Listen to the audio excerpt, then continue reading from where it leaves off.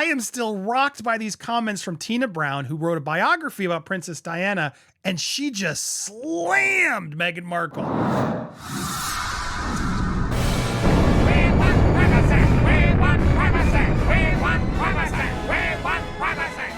Welcome to Popcorn Palace. I am Andy Signor. Sorry I didn't get to this one a little sooner. I know some of my fellow channels have already reported on this, but I had to throw my hat in the ring because these comments are just so good. And it says so much about Meghan.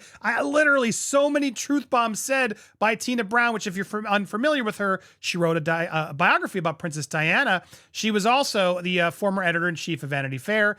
And yes, she just gave a withering assessment of Meghan Markle, claiming she's flawless about getting it all wrong. Tina Brown led the magazine for 8 years in Vanity Fair until 1992. She's no stranger to the Duke and Duchess, previously dubbed the couple as being addicted to drama and branding their exit from the royal family as a disaster. So here she is, not holding back. Now, a lot of people have been reading the quotes. I want you to hear that from her directly. It's so much better hearing it from herself. Then we're going to come back and talk about some other things regarding this and how important this is. But here she is on the Ankler podcast, sharing her opinions on Meghan Markle. And I can't imagine Meghan Markle's enjoying this. Harry remain in the U.S. and will he be married to Meghan in 10 years? I think he's pretty much in the thrall of Meghan. Yes. The trouble with Meghan is that she has the worst judgment of anyone in the entire world. And everyone in the entire world, she has the worst judgment. I definitely put her on the list. She's flawless about getting it all wrong.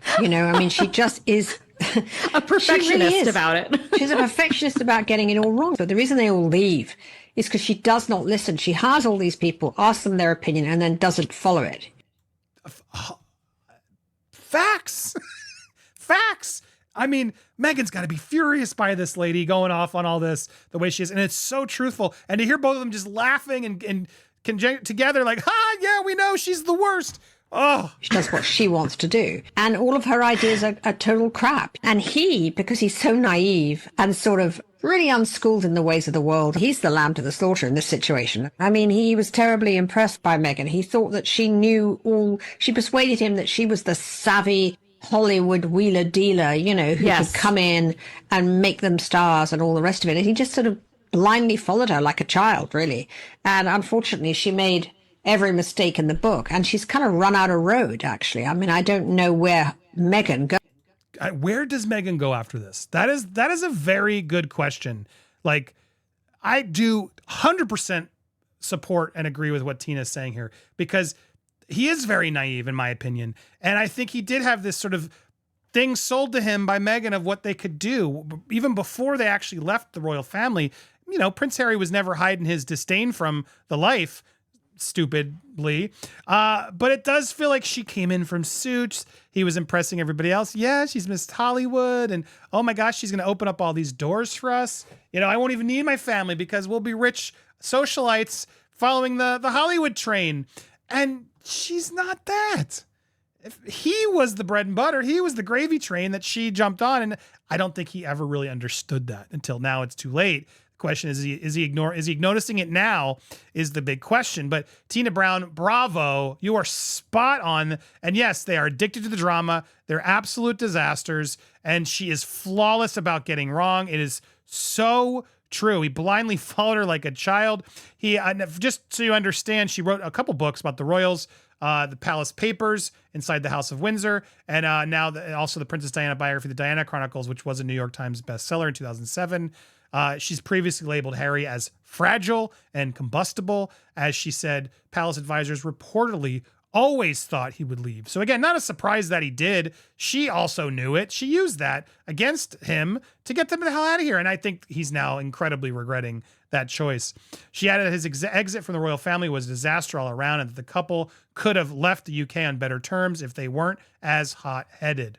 Factual. They both have to regret that in private. The way that this all went about was so bad, such a stupid call. And what else can be said? What else can be said? The reality, though, is, yeah, it can't be a coincidence that everyone now hates her. And that's what I'm finding very interesting.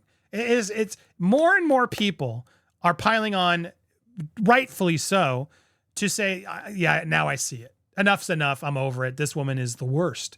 And it's interesting to see. Royal expert Hugo Vickers said Meghan's profile got a raise after marrying Harry, but it was never particularly committed to becoming that member of the royal family. And that's ultimately what made this harder for them. Vickers said when Meghan joined the royal family, the experts spoke highly of her as the first royal member who addressed the United Nations, but gradually Meghan managed to upset all. For what it's worth, Meghan lost me as an ally too, because when she first joined the royal family, the line I was taking was she's the first member to address the UN. There's so much that she could do, but she gradually managed to upset everybody, including Tina Brown, and that can't be a coincidence, Vickers told The Sun. More and more people are coming around to see the truth about Meghan Markle, and I do find that quite interesting. It's weird.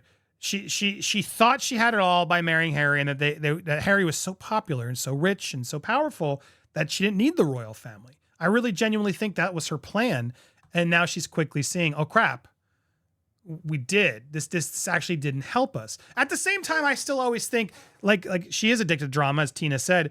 She seems to really enjoy this.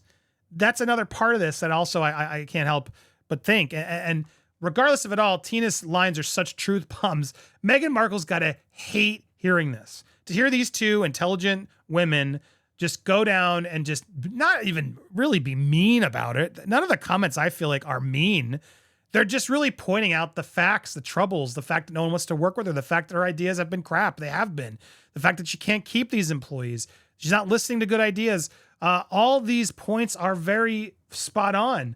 And again, truth about Harry. He didn't know what he was doing. He just was a lamb to the slaughter, blindly following her like a child. That's what he's done. He's turned on his entire family. This guy's a complete bozo. It's shocking to see this. So to see this Ankler podcast get viral all across, everybody on YouTube is talking about it. And we'll in the thrall of Meghan. Yes. The trouble with Meghan is that she has the worst judgment of anyone in the entire world. Her judgment to me is just the selfishness. Like the narcissism,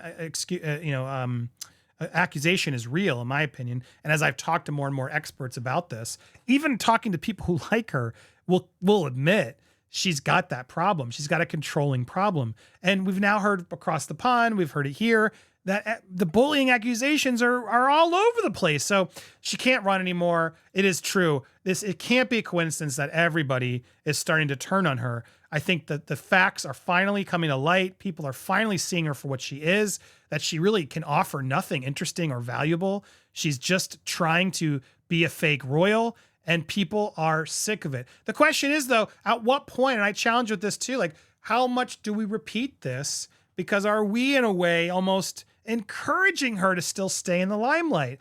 It's a tough one. I'm still always wrestling with that thought, but I want to know what you think. Is there a point where we all should just stop talking about her unless there's real actual news?